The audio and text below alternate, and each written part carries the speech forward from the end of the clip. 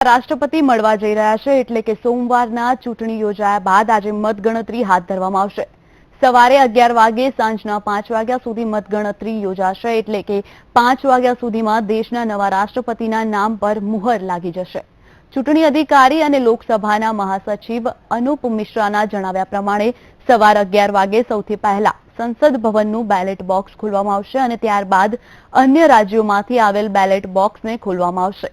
मतनी गणतरी 4 अलग-अलग कोष्टकमां अने 8 तबक्कामां थशे। महत्वनुं छे के आ चूंटणीमां संख्याबळ विपक्षना उमेदवार मीरा कुमारनी तुलनामां एनडीएना उमेदवार रामनाथ कोविंदना पक्षमां छे।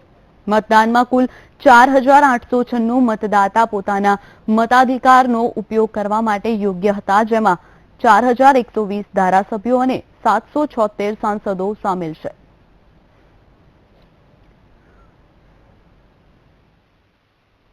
સાથે જ આજે દેશના મહાસચિવના નામ પર મુહર લાગી જશે। સાંજના 5 વાગ્યા સુધીમાં દેશના રાષ્ટ્રપતિનું નામ સામે આવશે।